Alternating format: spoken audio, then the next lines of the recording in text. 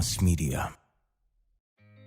The typical profile, the anatomy of a narcissist also involves the idea that beneath all of that, underneath that mask of arrogance and self-importance is really a very insecure person.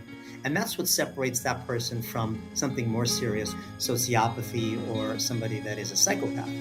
What's similar to both, and you could say this about a mild sociopath as well as an overt narcissist, is that they both have some characteristics that are similar. They both lack empathy for others. They're both very charismatic, and they can both be very, very charming. They seem like, good people in the beginning.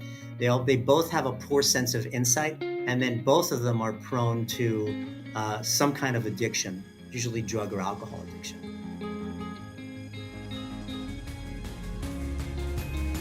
Welcome to the Narcissist Abuse Recovery Channel with John and Padita. Well, welcome to the show, Narcissist Abuse Recovery Channel. Hi, John, my co-host. Hi, Padita. How are you? Good to see you. Long time no hear.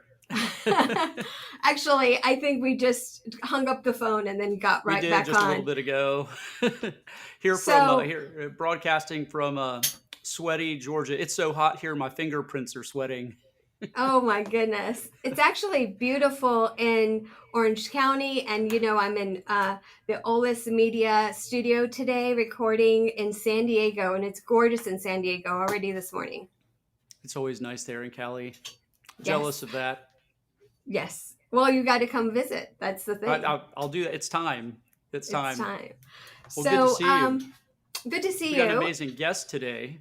I know. I'm so excited because he's actually my friend too. So, yes, even better. So I wanted to introduce our listeners to our guest speaker today, who is John Tsilimparis. And the topic today is the anatomy of a narcissist. And John is a licensed marriage and family psychotherapist in Los Angeles, California. And we're really excited to have you, John. John, welcome. Thank you very much. And the weather here in Los Angeles is beautiful. So just so you know. Really jealous. You guys get earthquakes, though. So it's hit or miss, I think, isn't it? So that's actually, I shouldn't say that. We've had 2 earthquakes here in Georgia in the last month. Right. So. Earthquakes and traffic is what we have to put up with. We're kind of known for the traffic, it's worth too. It. The weather's nice. So John, you're a marriage and family psychotherapist. Mm-hmm. How did you get involved in that? That sounds like a difficult job, getting between 2 people who are often fighting.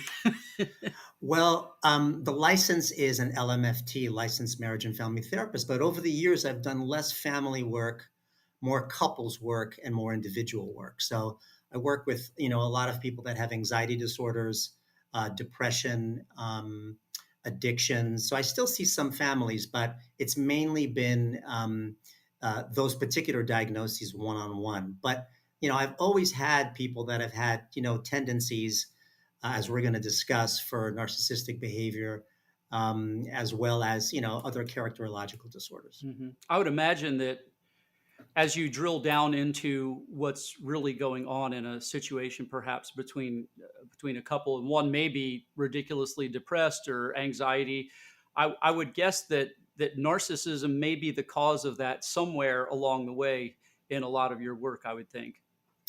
Sometimes, yeah. And we can talk about the different gradations and the sort of the different types that we see. You two, I know, have experienced the intensity of the type on the extreme end. I sort of get more of the lower end, the covert types of narcissistic tendencies, as we'll discuss, as well as somewhere in the middle of the road. I want to ask, what made you choose this field? Because I know as a divorce attorney, a lot of people ask me that. They're like, why on God's green earth? I still ask me that all the time. and John, my co-host, asks me that all the time. And it's something I literally fell into right after law school. And so it just stuck with me. And I love what I do because I get to help a lot of families. And the cases that I enjoy the most are the sexual abuse cases of the children, where I can protect the child from visitation with one of the parents that's, committed this heinous crime on the child. Felony. Yes, Yes, felony, felony. exactly. So, but how did you, John, choose this field? Well, I was in psychotherapy for myself for many years in my 20s. I Wow. didn't get my stuff together until I was in my mid 30s. And I worked with a therapist that was brilliant in New York. And I still talk to her. And I started to realize that, all the growth that I was seeing and all the changes that I was making was miraculous to me because I was really in a bad way at the time. And so I started to feel little by little, it took me a long time to get it together, but that I wanted to do this work and mainly to help people to create, an environment for people to be able to be, open and honest and feel good about, their mental health conditions and, kind of destigmatize um, mental illness stigma. So I kind of became an advocate for that. And I thought, if I'm a therapist, I can do a lot for people and also make a living as well too, so it all sort of came together at once. I Awesome. enjoy it. Right. How long have you been at it? How long have you been doing it now? Oh, I've been at it for now almost 31 years, Oh so wow, that's a I'm long a little time. burnt out, but I still enjoy helping people. I just have a reduced practice. I don't work as much, and I'm actually publishing a book right now, so Oh, wonderful. I'm more focused on writing. But if you want to jump into narcissism, I'm ready because I've got it Let's like do right on that. the tip of my tongue. I was thinking about the 31 years going back, and I was married for almost 30 years, and 30 years ago, narcissism kind of wasn't a thing so much in the psychology. Not that, as I understand, it does have roots in a history that goes back probably to the early 1900s. But as far It as it being a thing, it's kind of a more recent diagnosis. It's true, and this is an interesting thing to know before I jump into this. Is that the word shrink, the way we call psychotherapists shrinks, that came from somewhere. It wasn't, it isn't the old tale that the shrink comes from, sort of a derogatory term where, they're referring to, some old primal, I'm sorry, some old tribes, shrinking heads to like, impress their enemies. It actually comes from early Freudian kind of ideology where a lot of patients that he was seeing had big egos. So his job was to shrink the ego, which is along the same lines of what we're talking about. These days, it's really more about the shrink tries to shrink people's problems down to size. So it's a little different now, but that's where that comes from. So it's all relevant. But here's the thing about narcissism. And remember, this is such a big subject, and I tend to ramble. So please stop me whenever you have a question. But it's such a broad subject. So hopefully we'll get it all in an hour. But remember, psychiatry, relies heavily on the subjective. It's not an exact science. So sometimes diagnosing somebody with, let's say, clinical narcissistic personality disorder is difficult to do. And most personality disorders, and there's many of them, the characterological ones, they exist on a spectrum, and it's never a measured absolute because it's on a continuum. So for example, healthy narcissism is a good thing. The two of you, and hopefully me too, we, in other words, it's good to love yourself and learn to be proud of who you are and what you've achieved. The reality is we all fall somewhere between, this selflessness as well as being grandiose. We all do that, and somewhere in the middle is obviously where we want to be. But having said that, because it's not an exact science, and I was talking to Patty about this last week, is that sometimes narcissism gets unfairly used too loosely. There are people that have narcissistic tendencies, but they're not necessarily the full blown things that characteristics that you see. So sometimes narcissism is used sort of as a catch all cookie cutter phrase for somebody that's being selfish or acting unreasonable, and maybe for self preservation. You two know divorce well. So, when there's divorce, there's lots of bad feelings. People feel jilted, they feel angry, they feel upset, they feel scared. And so they put up a wall and they kind of, go into protection mode. And sometimes that behavior seems like a narcissism, and it's used a little too loosely. So that begs the question then, what is narcissism from your perspective? Okay, so remember, there's healthy narcissism that we just discussed, and then there is the extreme narcissism, what we call the malignant narcissism, the person that would actually get the diagnosis. And that's where we see a lot of arrogance. We see, selfishness in it to the degree where it's really over the top. And it's a mental health condition that possesses people to have an unreasonably high, elevated sense of self, an elevated ego. They have a compulsive need to be admired and liked by people all the time. That's usually the goal. And then they also lack a degree of empathy. It's hard for them to have feelings. It's hard for them to care for feelings of others because, again, that wall is up, and they come across as, really, really difficult to work with. I mean, they have the subtlety of a battering ram, and we've all seen that. So those are the extremes, but it's really hard to work with. And as we all know, it's really hard to be married to someone like that. Yeah, and I would guess very difficult to diagnose. If I understand correctly, a lot of these people, um, they don't want to be in your office. They have a hard time understanding that absolutely anything is wrong with them. So oftentimes the people who are victims are the ones who may show up. If they can drag uh, their narcissist spouse to the therapist, that's a possibility. But oftentimes these people don't think they've got anything wrong with them, so they'd rather just kind of stay away. And it's very difficult to diagnose somebody who's not interested in a therapist. That's right. That's the other characteristic. Thanks for bringing that up, John. Is that they usually lack a lot of insight. There isn't a lot of personal self reflection on that. It's difficult for them to put themselves in other people's shoes. It's difficult for them to step outside of themselves and say, wow, I was really over the top the other day with my wife or my husband. And that really hurt them. Maybe I should pull back. There really is a lack of that kind of self knowledge, unfortunately. So how have you been able to? And I imagine some of them have wound up in your office, and you sat with some of these people. How do you manage to diagnose them? Well, again, in varying degrees, there are some people that can have some insight and do have a conscience underneath that. But remember, the typical profile, the anatomy of a narcissist, also involves the idea that beneath all of that, underneath that mask of arrogance and self-importance, is really a very insecure person. And that's what separates that person from something more serious, which we can talk about later, which would be sociopathy or somebody that is a psychopath. But so underneath the mask, there's a very insecure person. And so they really don't want to be seen in a negative light. So again, you have the overt narcissists that really don't care. They're really out there. But then you have the covert, and maybe even below that, somebody that just has tendencies for narcissism. And since underneath that, there's a lot of insecurity and wanting to be liked by people, that's why we see it done very sort of under the radar indirectly. And some people say that's harder to work with because it's so covert and almost insidious in a way.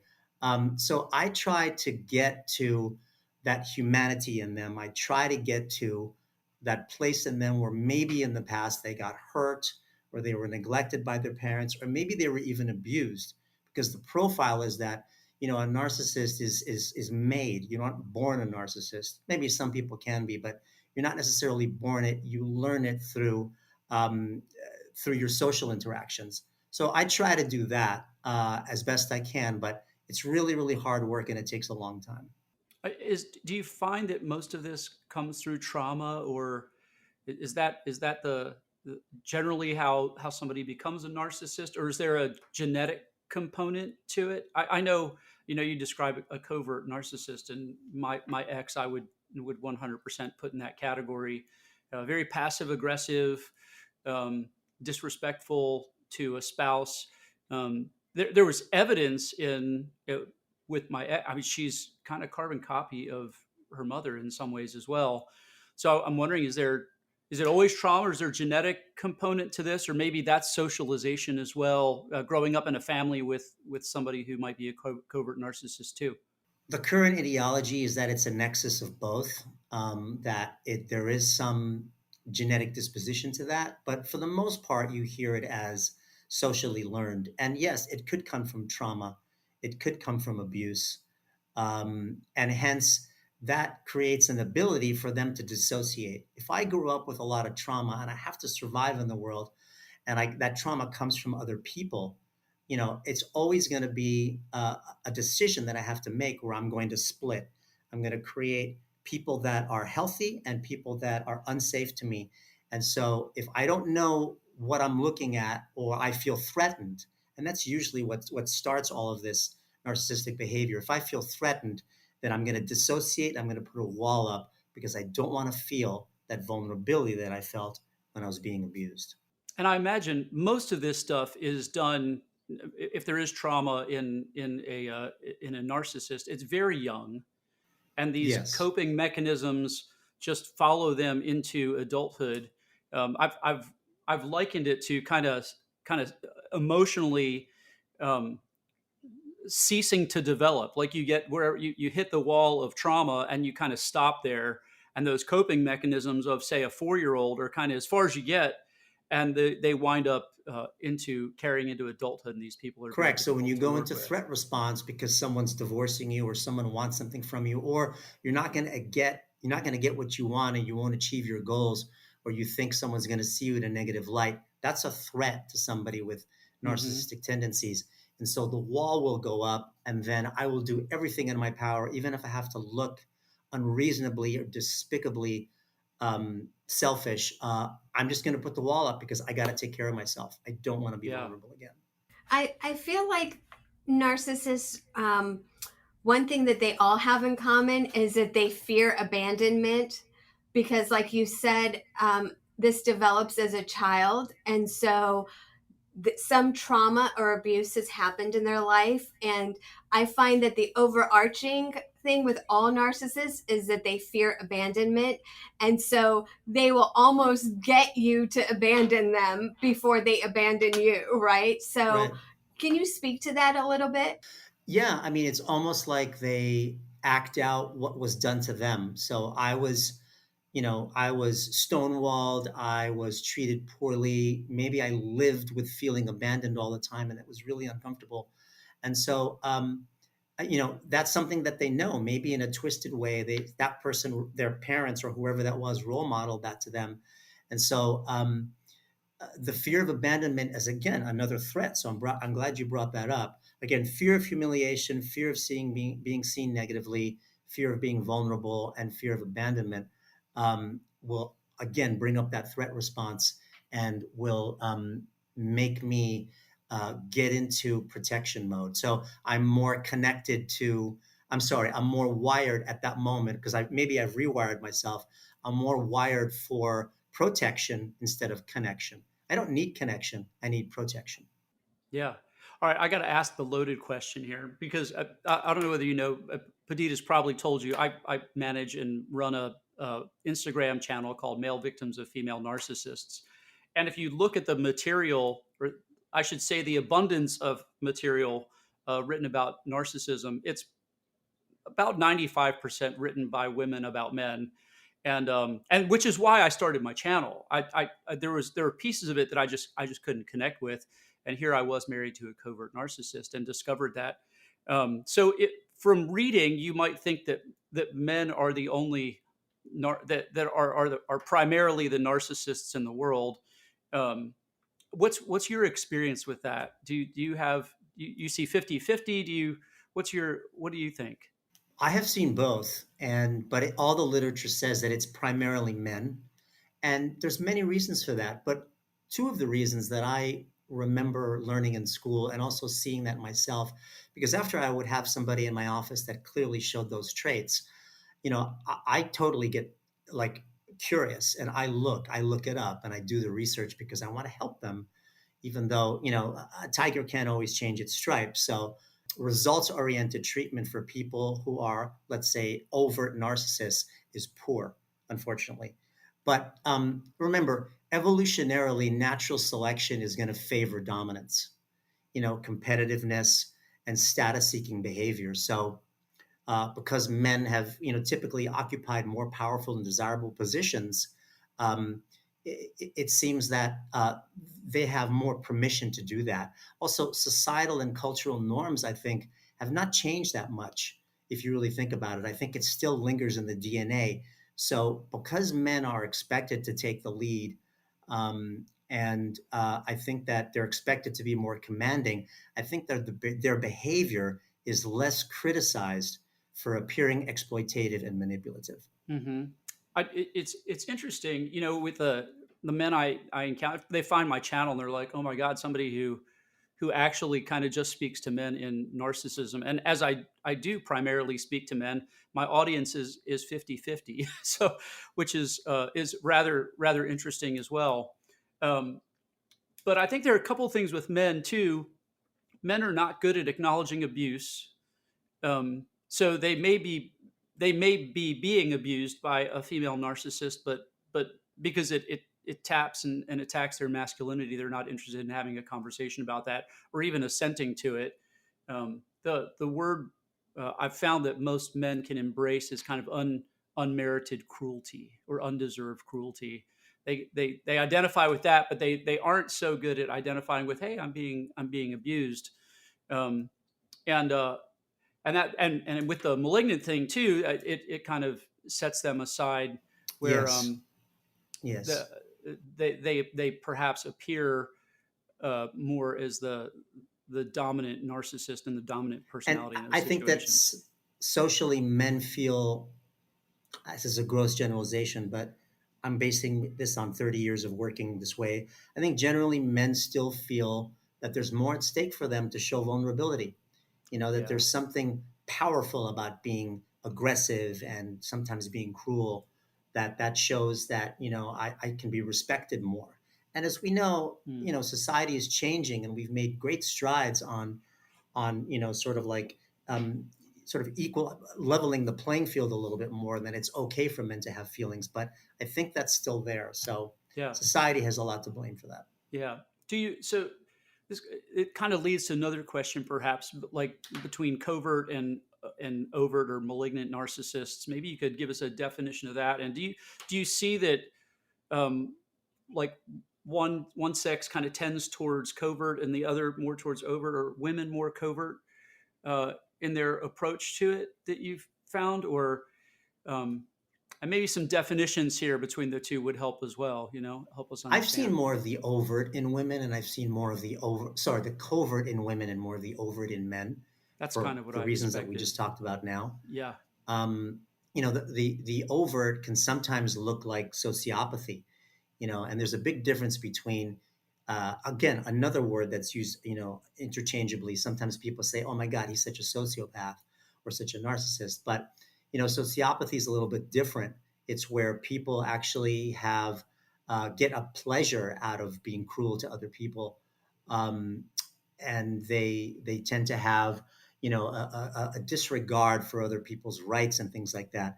Now, an overt narcissist has that similar, but their goal to maybe be cruel to somebody is not for pleasure. They do it because they have goals and they want to achieve goals, Mm. and they want to be liked by people. They want to be admired.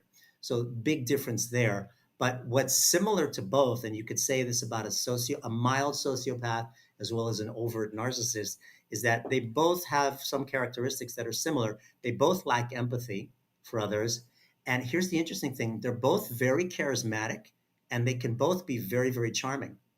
Yeah. So that's always a tricky thing because they seem like, good people in the beginning. They both have a poor sense of insight, self insight, and then both of them are prone to some kind of addiction, usually drug or alcohol addiction. Hmm. Interesting. It Um, does the seem like they're always kind of on display, or like the public is their Rome. They're constantly looking right, to make an impression publicly, when privately, particularly in a situation with coverts, it can be a drastically different situation.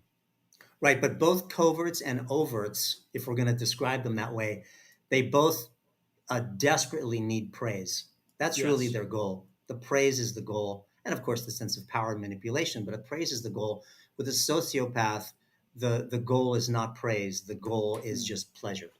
Yeah. That's terrible, Interesting. but it's true. Yeah. Well, I can testify to the fact that having been married to a malignant narcissist for 7 years, the word that you used to describe that was charm. And that's really what drew me in very early on the relationship. It was, for me, in our relationship, it was the charm, the love bombing. I was awaiting bar results. So I was like this poor law student, and here comes like this knight in shining armor that pays for everything, buys me this gorgeous Christian Dior bag for court. I mean, it was like $5,000 back in the day. Okay. So that charm, I think, is what a lot of people, look at, right? They kind of go, oh my gosh, this is like my knight in shining armor, especially women.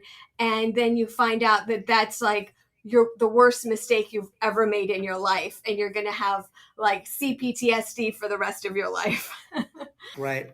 Or remember, I tend to think that some overt, sorry, I'm mixing the words, covert narcissists, I don't think start in relationships with any kind of malice goal.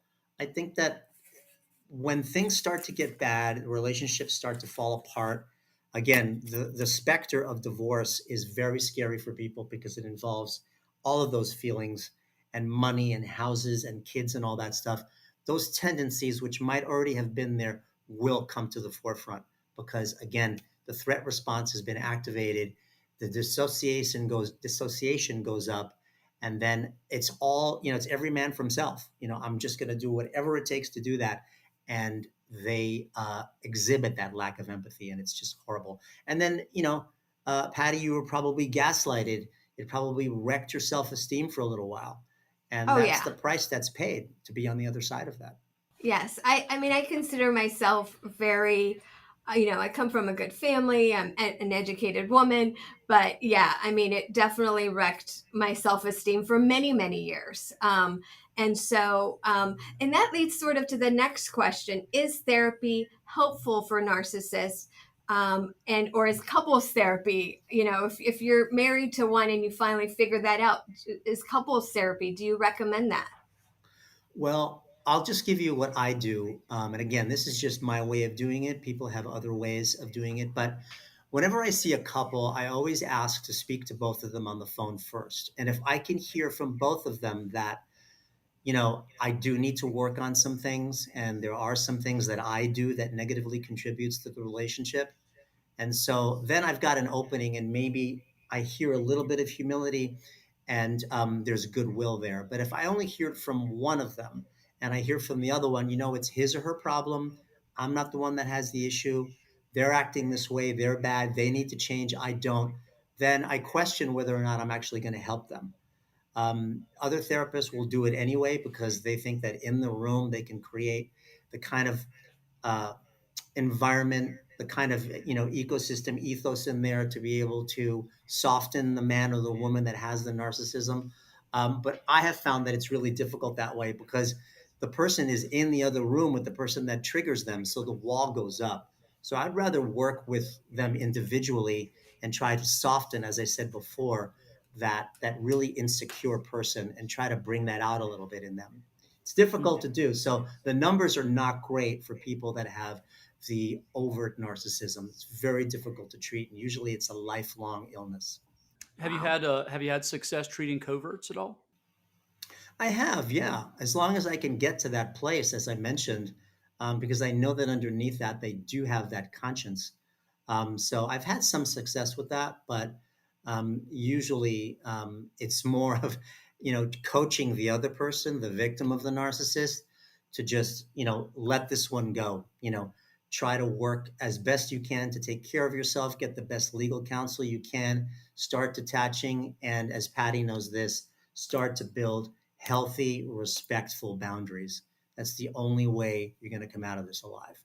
Now, Interesting. do you recommend that if someone's married to a narcissist, whether it's malignant or covert, that they stay with them, or are you saying you need to make your plan for escape? It depends on the person. Again, I'm so sorry not to give you a direct answer, but since we rely on the subjective so much, it would have to be case by case. If I see that there's some, again, some goodwill on both sides, and I hear good reasons for staying together, then I would encourage that. But most of the time, with a sociopathic kind of person and somebody with an overt narcissistic personality, it's better to just move away and break up the marriage because it's probably going to be better for the kids if the two of you are not together and they're exposed to all of that negativity and all that fighting, and then there's a good chance that that person is not going to change, and that's Hmm. scary, but it's Very true. interesting. Do you think that narcissists understand right from wrong? Because it seems to be like the jury's out sometimes when you're encountering these people. Um, the gaslighting and just constant pretending, and I know with coverts, I find it interesting that um, publicly and publicly they seem to know how to act, and then kind of turn that off, and privately they can be a train wreck to whoever they might encounter in a family situation, which makes me wonder. I go, okay, well, they must have some concept of right from wrong, or at least they know social cues very, very well. But Yeah, it does seem like they have a really hard time distinguishing right from wrong, and perhaps may throw out, maybe even discard an assented to belief system, yeah. religious or otherwise. They just throw that out and kind of do whatever takes place. So it's very hard to understand. Do you think they know? Do you think they understand right from it's wrong? it's a very good question, John, and again, sorry not to give you a direct answer, but I think I would that appreciate would any be insight you have. that would be case by case, and it would also be, it depends on how much insight that person has. And here's the other thing. Here's another sort of measuring stick that I use. If I can sense that somebody can't experience difficult emotions like shame, remorse, and guilt, which helps us, determine what's right and wrong, then not only is it difficult for that person to survive in society, but it's difficult for that person to be in a relationship. So if they can't experience those emotions, it's going to be very difficult for them to understand right and wrong from the person that they are so upset about. There's so much blame, and there's so much putting the onus on the other person. I mean, the victim. So I think that's really important. Psychopaths and sociopaths supposedly cannot experience shame, remorse, and guilt, but narcissists can, depending on the different level, of the narcissism. Interesting. Okay, so I mean, fascinating. think about it.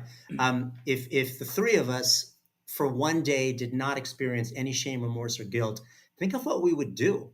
I mean, we would not be nice to people. Hmm. We would be flipping people the bird when we drove, or maybe we do that already. We just wouldn't care because we care about how other people think of us. That's why we're nice to them. We care about what the cashier at the store thinks of us. That's why we're nice to them. Hmm. It's not always about altruism. It's about trying to commingle and coexist in society. And if you can't experience those three, it's very difficult to have a marriage like that. So I fear what those people are like with their children. So that's a whole nother story. With most healthy individuals, I think there's this constant dialogue between your ears, you know, constantly going, is there right from wrong? Is this right? You're trying to understand your own actions and your own behaviors and perceiving these kinds of things. And that particular mechanism in narcissists seems to be broken. I've often said that they have a difficult time introspecting Yes. completely. And if you don't introspect, you don't take the time to question your behavior, what we wind up with is a lack of ability to go act appropriately. I think the most Right. fascinating piece of it is with coverts, where they seem to know how to do that publicly very, very well and interact. And maybe, like you said earlier, they may be very charming and gregarious and full of life and might be a CEO. For some people encounter these folks in work. Um, so they seem to know how to act publicly, and then you've got this private window Hmm. where the people they're most intimate with, they're just the most cruel to. Yeah, I have a little theory on that because I have seen this a I lot. And Yeah. unfortunately, I saw that in one of my parents, is that if somebody, if you love somebody and really deeply love them, like your kids and your wife and stuff, those people, because you love them so much, they can hurt you because you care Unquestionably. about how they treat you. But people that you just met, people in public, work colleagues, you have no attachment to them. So you have nothing to lose. So you are generally nice to them. But the people that you love, I think the overt narcissist, I think, is afraid to be too nice to them because that person can hurt them. So the the the the wall again goes up. I keep using that term, but I think Hmm. that they want more respect from people that they love so that that person doesn't hurt them. That's Hmm. that fear Even of if it's abandonment that Patty was talking about. Yeah, even if it's bad behavior, and the fear of going back to the fear of abandonment thing, I'd always felt like um, I was being tested. Like there's at some level they expected to be abandoned somewhere along the way, and constantly pushing buttons to see which button creates abandonment, and almost as though they're preparing for that in some capacity. Yeah, exactly. I don't fear abandonment, let's say, from people that I just met because there's no attachment, there's no investment. But I will fear abandonment from people that I love because maybe my history has dictated that for me. So I tend to think more that it's more of a socially learned experience than it is a genetic thing. But we have no exact on that. We have no chicken or egg on that. Hmm. It'd be let's say you had a narcissist in your office at you know somebody who has pretty significant narcissistic tendencies. For them to develop that internal dialogue, that introspection, is probably not an easy thing. You're trying to catch somebody up from 3.5 or 4 years old to 35. That's a lot to learn. When other people have experienced that and kind of naturally have developed those skills, it's got to be difficult to go create them, give Yes. somebody the insight that they okay, you stop developing it for, and here you're 35, and there's a gap here we need to go Yeah. traverse and as quickly as possible. Those skills have got to be difficult to learn. That's a very, very powerful, very tightly bolted, well intact defense mechanism. That's another way you can look at this ability to dissociate from what other people think and feel, especially when you feel threatened, is that it's a defense mechanism. It's a system that is used to survive in the world, and unfortunately, when it's up and it's working, it comes across as really cruel to other people. So yeah, it's difficult to get somebody to start to dilute that guard and be able to feel safe being vulnerable with others. Hmm. And a narcissistic personality disorder does not want to be vulnerable. It takes a lot of strength to be vulnerable with others. And if you didn't know how to do that as a kid because you had to learn to dissociate, there's no reason to do it as an adult. Why? Yeah. It's been working so far. Also, the other thing is somebody that's narcissistic tends to realize that, you know what, I've gotten some results here. Maybe I've advanced in my work and I've worked up the corporate ladder. I have a lot of success because I'm so dogged about it, because I'm so concerned about, things falling apart. And so my attention to detail and my strong work ethic and my maybe strategic distrust of others has brought me good results. So there's no reason Mm. for me to let that go. Yeah. It does seem to be a coping mechanism, and perhaps even not so dissimilar from addiction. That the addiction for a narcissist may just be denial, where they're trying to cope, and that's their strategy. That's something they return to continue to cope with the world, where somebody else may choose alcohol or substance abuse, or insert your Yeah. favorite addiction here. Another way to look at it is, I was telling Patty this last week too. The expression, the tip of the iceberg, right? It's Sure. it's very cliche. Everybody uses it, but this works here. So the tip above the water is very small, right? And underneath that, there's something huge. So if you look at somebody with narcissistic tendencies, the tip of the iceberg is going to be, anger, appearing selfish, maybe a little bit arrogant, having a lack of empathy, inflated ego. But underneath that, sort of the driving force underneath that mask is fear and hurt from the past, maybe an impoverished history of not belonging in school or getting bullied, but it usually comes from the parents and maybe even siblings. And Mm. so that hurt and fear under there is so uncomfortable to feel. And it's so, maybe more for men than women, so unbecoming, so unmanly that we only see the tip. You don't see the big stuff Yeah. below, which never gets, and the fear of abandonment is below there too, to Patty's point. So we never get to that. We never see that. Mm. Well, we Interesting. see it on our social media. Sometimes people say, to your point, this person is so broken and hurt from the past. Should I fix it? Can I be their savior? And when they say that to me as a divorce attorney, you know, listen, people think divorce attorneys want people to get divorced. We really don't. Like most of the divorce attorneys I know, John, they're like happily married, including myself. So it's like, no, this is not your job, and you can never be a narcissist savior. What you can do is save yourself. Because if you don't save yourself, then what's going to happen is this person's going to take you down like the Titanic, and there's going to be Right. one lifeboat, and they're going to be on it, okay? And you're going to be in the Right. ocean with you and your child. So, Right. that's sort of what I tell them. And then I say, go speak to someone like John, right? Like, you need to know that you're done with this person and you've hit rock bottom. Otherwise, they're going to continually breadcrumb you and come back into your life, because we know that narcissists love to do that. And they'll hoover you, you know, the term hoovering, which is, you know, I'm going to try to suck you back into that abusive cycle where I feel good and you feel bad, because that's where I feel the most comfortable. But again, back to the Titanic. I know we talked about this a few weeks ago, but yeah, I tend to coach and treat more victims of narcissistic behavior than the actual narcissist, because to John's point, they don't usually come into therapy. But so yeah, continuing to wanting to change that person and hoping that they'll change and maybe I can fix them and rescue them is literally like watching the Leonardo DiCaprio movie Titanic over and over again and hoping the ship doesn't sink. So get out in a way that is, you know, beneficial for you. It isn't just get out immediately. I mean, you got to plan it. You've got to like really, really find good counsel and find all the supports in your life that you need. And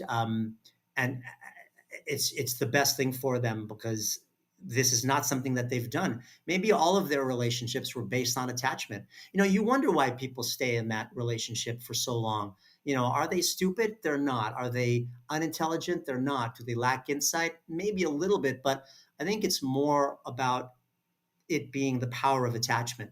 All human beings are designed to be attached to other people. That's what makes us procreate. So sometimes when we think that we still need to be with somebody, even if they're cruel and abusive to us, it's not that we want to be with that person. It's that the attachment makes us feel like we need to stay with that person. And, you know, your job, Patty, and my job is to say, no, that's not the case. You can have a life beyond this person. And that's sometimes a hard sell, but it's easier to treat them than it is to treat the full-blown narcissist. Yeah. And some of those people are ultimately trauma bonded. You know, we go back to the Stockholm syndrome, that where you try to get them out and they are so hyper attached perhaps to somebody who is just hitting them with a sledgehammer emotionally. It's very hard. It's very hard to emotionally separate. I know from my own experience, I can remember the narcissist therapist I've been talking to, and I think, let's go back to the men. I think men feel this need to go protect and to help, and I know that I wanted desperately to help my ex. I turned over absolutely every stone I could possibly turn over, and I think as the husband, I felt that need and desire to lead our family through that, but ultimately was incapable. So I was having these conversations, which were very painful and littered with nothing but denial. And finally, my therapist said, can you look back? Can you point to a single conversation where you begun to talk about these things, where you began to address them? Can you point back to a single conversation that had any fruit, where it actually worked? And I remember sitting back and going, no, not one. and she said, well, then stop having them. And that was the process for me of beginning to kind of detach in the relationship. And over a period of years, living almost single in some ways inside of a marriage, single emotionally in some ways inside of a marriage. It's very hard for some people to detach. And some of these people that you find have to be in just a terrible way. I know some of the men I encounter, some of the people I encounter uh, in my coaching are suicidal, and here they're trying to navigate divorce with Padita or other people all at the same time, and they're suicidal. They're so depressed. They're riddled with anxiety and PTSD as well. And here they're trying to make these decisions and wade through these things just to get out, and they are in the worst possible place they could be emotionally. I have mothers whose sons have removed relationship with them, and or suicidal, or I hear from all kinds of people who witness this stuff. It's just train wreckish to the victim, and some of these people Yeah. have to be in just horrible emotional state when you see them. It's good for your listeners to know this, even though they've probably read about this already. But the gaslighting does two things to the victim. One is it it makes them start to think that maybe it's their fault and they're doing something wrong.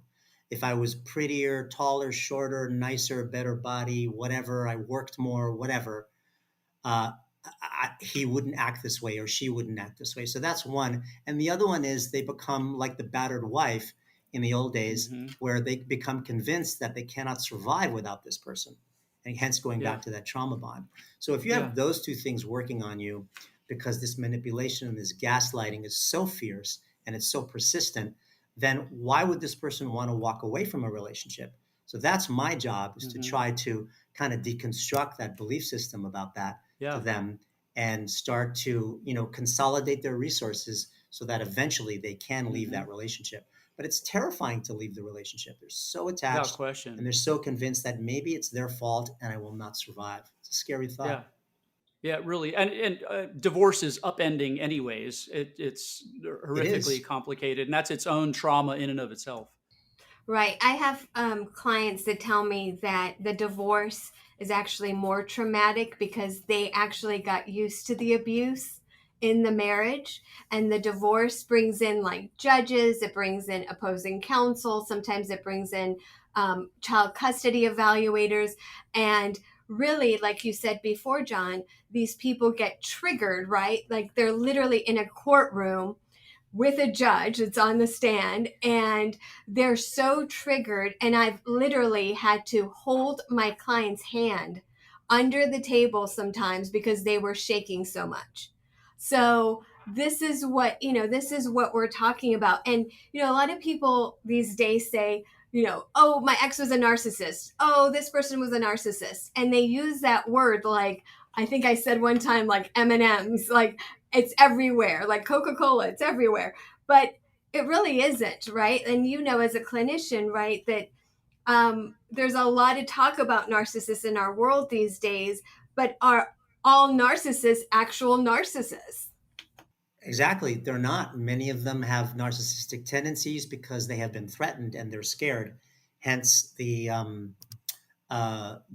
tip of the iceberg analogy. But let me just say another thing too. That remember, if I can't live without him or her, and it's my fault, what we call that is minimizing and rationalizing. So then you never really get to see your bottom. So my job, and maybe Patty, your job too, when you work with these people, is to try to raise that bottom. To say, you know what, he threw an object at you, or he said all these things, and he's been doing that for months and months and months.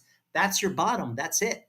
You're done. So raising the bottom by them seeing that I have been minimizing it by saying, well, it's not really that bad, or rationalizing it as, well, he's really tired and he works hard, so he's allowed to be that way. Absolutely not. You're not allowed to be that way. Everyone's allowed their anger, but how you express your anger is a different thing. You can express anything that's on your mind as long as you do it respectfully and in a very humanistic way. And that's what we don't see with these characterological Hmm. disorders. I've often said to people when they talk to me about kind of the term narcissist, and it is it is almost pop culture-ish. I mean, Taylor Swift talks about covert narcissism in one of her songs. Um, so there's beginning to be an awareness, I think, and also you have misuse, and you might have narcissistic tendencies, but that's not necessarily the personality disorder. Correct. And there's when we talk about narcissists here, we're talking about people who have a genuine personality disorder and are in grave state with their with That's right. generally with their the people they Yeah. interact with most intimately.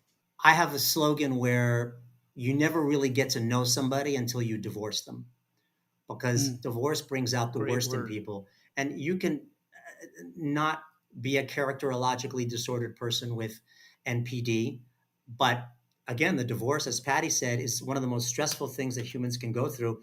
And so the behavior will appear to be that way because you're hurt and you're trying to protect yourself. It doesn't mean that that's a narcissist. Yeah. So, can you kind of help us understand the difference, perhaps, between a narcissist and a sociopath and a psychopath, and can you sort that through for us? So, as we discussed before, sociopaths tend to um, not seek praise and not seek necessarily attention and admiration from others, um, and don't necessarily have underneath that iceberg, this low grade of hurt and fear. Sociopaths tend to enjoy um, inflicting pain on others, and hence have very little regard for other people's feelings and their rights. Narcissists tend to have a little more of a conscience. They tend to have the ability to experience empathy for others, unless you're the overt type. And so their goal is more to achieve goals. And so if I have to be cruel to achieve goals, then so be it. It's kind of like that. They don't necessarily enjoy it, but they have their eyes on the prize, and that's what drives them. Psychopaths are different. Those are people that, are like psychotic, and those people are supposedly born. They have some kind of deficiency in the brain, in the neurotransmitters that regulates mood and affect, and they are incapable of experiencing shame, remorse, and guilt. So those people are not fit for society, and where they don't have necessarily that charismatic way of being, that sort of like charming way of being that narcissists and sociopaths can. The psychopath is unable to do that. They're just out of control, and most of the time they should be in jail. Wow. Wow. So I just want to, wrap this up by thanking you, John, for being our guest. This was wonderful. I know it's going to help so many people and give people clarity that they need, right? And so, with all of our guests, we want to have one book recommendation, because I'm an avid book reader. Obviously, as an attorney, I've read many, many hundreds of thousands of books, okay, in my lifetime. So I wanted to ask you, what is one book recommendation that you suggest to our listeners? Because not everyone can afford someone like yourself, and not everyone is going through a divorce. Sometimes Right. they're in a relationship with someone and they just want to read more about this, and either to get help or learn more about narcissism. Can I say one other thing about victims of narcissistic personality disorder? So, if you're seeking therapy for that, try to remember that the therapy should not be about how I can change this person, how I can be better with this person, or how I can save my marriage. It should be more about how can I rebuild my self esteem, which I had before this? How can I consolidate my resources and try to expand my support system so that when I do leave, I feel a little bit safer? And try to focus on building boundaries that will be good for you to be able to build those boundaries in future relationships as well. It's like this is ground zero. This is where the rubber meets the road. Right here, you're in a place where you're probably going to need to make a decision, and taking care of yourself and building yourself back up is much more important than trying to figure out this other person. So, Yeah. and it can be done. It's very treatable. All right. So books, there are so many, and it's hard to pick one, but there's one that I like in particular. It's called It's Not You, which is very sort of like complementary to what we talked about today. And that's Dr. Ramani Durvasula. It's Durvasula. That's a good book. And then there's another one called Rethinking Narcissism, which looks at it in many, many different angles. And that's by Craig Malkin, Malkin. They're both pretty good books. Awesome. So how can people be in touch with you? We're aware that people are going to see this and listen to it Sure. for probably years. So how can they be in touch with you? So on Instagram, it would be at the letter J, my first name, John, and then my last name, Tsilimparis. So at J Tsilimparis. There's also the TikTok. I call it sort of the TikTok mania because it's hard to put it down. And that's at, and then my full name, John Tsilimparis. Or you can go to my webpage, which is johntsilimparis.com. I know you're really excited about your book, your second book that you're publishing. We've talked a lot about that. Tell our audience a little bit about the book that you're publishing, and that's so exciting. Thanks. I have a book that I published a few years ago called Retrain Your Anxious Brain, which is about, helping people with stress and anxiety and dealing with life's ups and downs a little bit better. But the book that's coming out next year is also about building resilience for grief and anxiety and depression. But this one's a little bit different. This is about trying to find the aesthetic in your grief, trying to flip the script on general bereavement and mourning, and trying to find, beauty in your sadness, trying to find constructive aching in your sadness, and trying to be more comfortable with being wounded, like looking at it as a positive wounding, as opposed to thinking that it's something that you need to move away from and run away from. So it's a little bit different. It'll be out in June of next year. Oh, I'm so excited. Thanks so much for coming today. Pleasure to meet you today, and really treasure your insight, and what wonderful conversation. And hopefully, our goal here at the Narcissist Abuse Recovery Channel is not just to give insight, but also to help bring healing. And I really do think you've given us a great picture of kind of what narcissism is. And there are a host of people out there, I believe, that are in narcissistic relationships, and they just don't know. And I really do think that things like this help bring awareness to people, where the lights go off. I know I had a moment like that where I read something that somebody wrote, and I'm like, oh my gosh, this is what I've been dealing with all these years. And hopefully, my hope, and I know Perdita's as well, is that somebody would hear this one day and realize and begin this path to healing like you described. That's our hope. So thank you. Thank you again, John. Yeah. Thank you so much. Perdita, great time as always. And John, thank you so much for visiting us. And Perdita, until next time, yes. This is the Narcissist Abuse Recovery Channel. Bye-bye. Take care. So long. Thank you for listening to the Narcissist Abuse Recovery Channel. Be sure to follow and subscribe wherever you get your podcasts. To hear other episodes or read the associated blogs, visit olasmedia.com, and be sure to follow us on Instagram with the handle narc.podcast. The guest views, thoughts, and opinions expressed are their own. The information presented is for general information purposes only and is not intended to be legal advice. The co-hosts are not licensed therapists. Seek professional help, as information is often state-specific. The Narcissist Abuse Recovery Channel is produced in studios in San Diego, California, and Tijuana, Baja, California. Olas Media is an IVC media company.